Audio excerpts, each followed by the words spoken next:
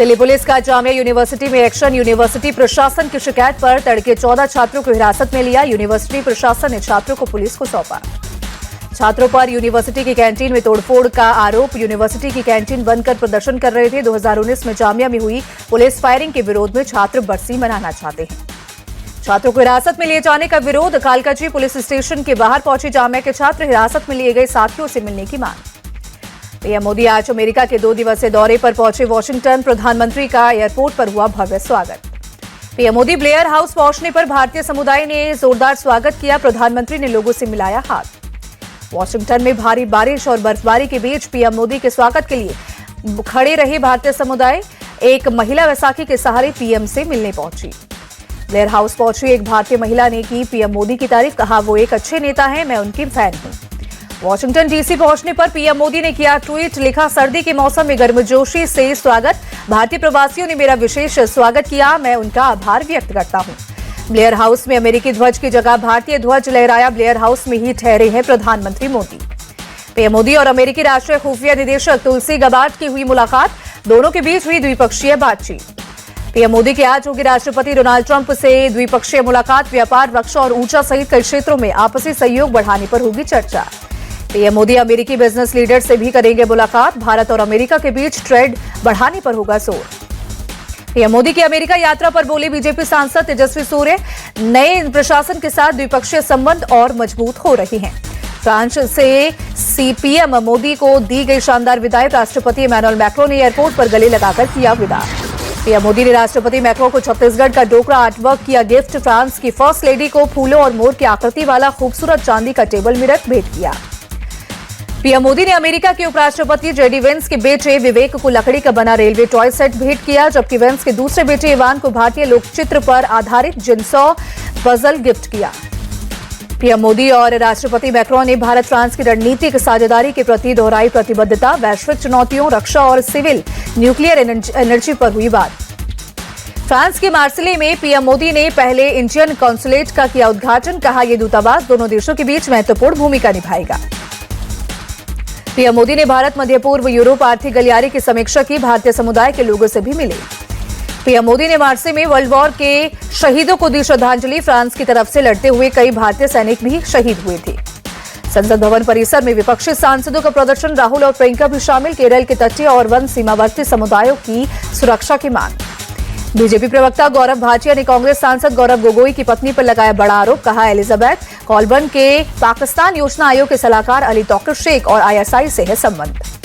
BJP ने राहुल गांधी, मल्लिकार्जुन खड़गे और गौरव गोगोई से की मांग। कहा, उम्मीद है पाकिस्तान और आईएसआई से संबंधों को स्पष्ट करेंगे।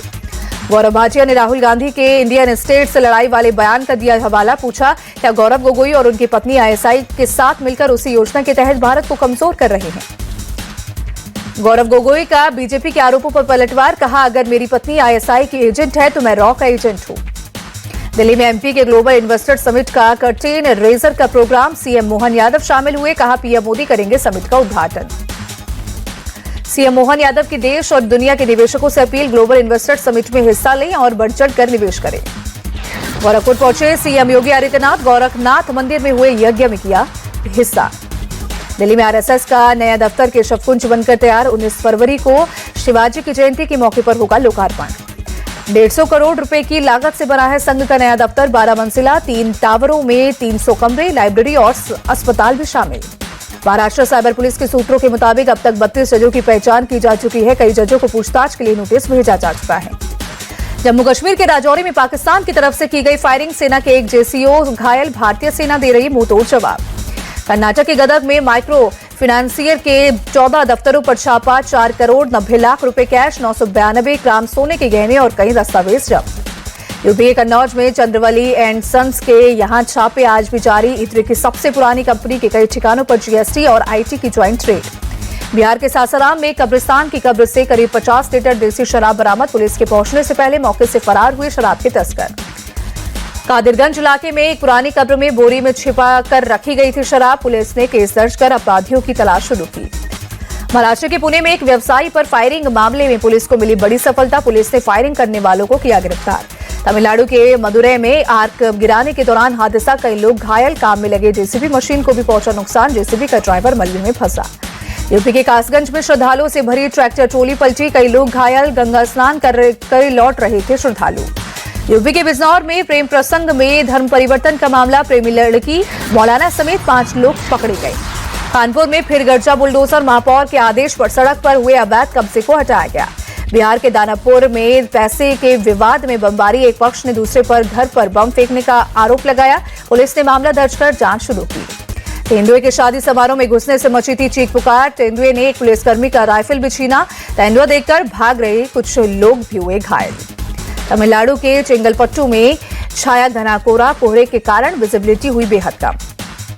जम्मू कश्मीर के श्रीनगर में शीतलहर का सितम जारी, शहर के कई हिस्सों में धुंध की हल्की परत छाई। प्रयाग महाकुंभ में श्रद्धालुओं का आना लगातार जारी, सुबह सुबह लाखों भक्तों ने त्रिवेणी संगम में आस्था की डुबकी लगाई। प्रयाग महाकुंभ में सुबह 8 बजे तक 14 लाख से ज्यादा लोगों ने डुबकी लगाई। 48 करोड़ 29 लाख लोग अब तक कर चुके हैं स्नान। महाकुंभ में आने के लिए ट्रेनों में भारी भीड़, रेल मंत्री अश्विनी वैष्णव प्रयागराज के सभी स्टेशन पर लगातार बनाई है नजर। वॉर रूम में अधिकारियों से ले रहे हैं हालात की जानकारी। प्रयागराज में समय बचाने के लिए ट्रेनों में लगाए जा रहे हैं 2 इंजन। यात्रियों की सुविधा के लिए स्टेशन से ट्रेन को जल्दी निकालने के लिए 2 इंजन का उपयोग किया जा रहा है।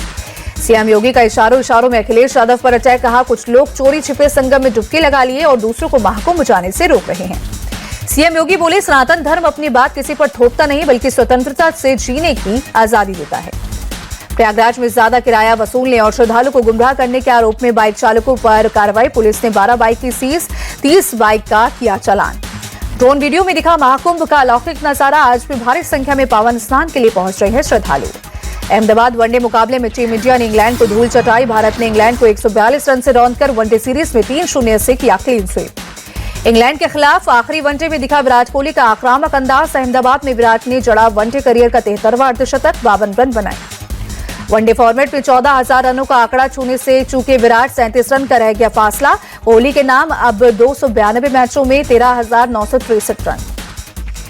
अहमदाबाद में इंग्लैंड के खिलाफ शुभमन गिल ने शतकीय पारी खेली, 102 गेंद पर 112 रन बनाए। शुभमन गिल 50 वनडे पारियों में सबसे ज्यादा शतक जड़ने वाले बल्लेबाज बने। विराट, शिखर धवन और केएल राहुल को पीछे छोड़ा। शुभमन गिल ने अहमदाबाद में शतक जड़कर रचा इतिहास, एक ही मैदान पर तीनों फॉर्मेट में शतक ठोकने वाले भारत के पहले बल्लेबाज बने। चैंपियंस ट्रॉफी से पहले विस्फोटक अंदाज में दिखे श्रेयस अय्यर, 78 रन की ताबड़तोड़ पारी खेली। अहमदाबाद वनडे में रोहित शर्मा 1 रन बनाकर हुए आउट, 11,000 रन बनाने से 12 रन से चूके। 268 वनडे में रोहित के नाम 10,988 रन। अहमदाबाद में बल्लेबाजों के बाद टीम इंडिया के गेंदबाजों ने दिखाया कमाल, हर्षित, हार्दिक, अक्षर और अर्शदीप ने 2-2 विकेट झटके।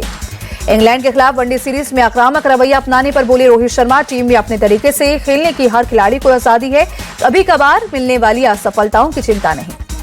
चैंपियंस ट्रॉफी से पहले अभ्यास मैच नहीं खेलेगा भारत, बाकी टीमें 14 से 17 फरवरी के बीच खेलेंगी प्रैक्टिस मैच। टीम इंडिया 15 फरवरी को दुबई पहुंचेगी।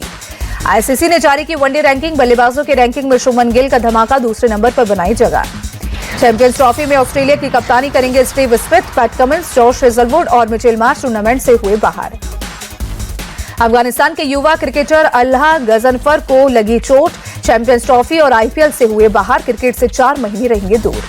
कोलंबो में श्रीलंका ने लिया ऑस्ट्रेलिया से टेस्ट सीरीज की हार का बदला, पहले वनडे में 49 रन से हराया, वनडे मैचों की सीरीज में 1-0 की बढ़त बनाई। श्रीलंका ने दिया था 215 रनों का टारगेट, ऑस्ट्रेलिया की पूरी टीम 165 रन पर हुई ढेर। श्रीलंका की ओर से कप्तान चरित असलंका ने 127 रन की शतकीय पारी खेली। आईपीएल 2025 से पहले गुजरात टाइटंस में बड़ा फेरबदल, टोरेंट ग्रुप ने गुजरात टाइटंस की 67% हिस्सेदारी खरीदी।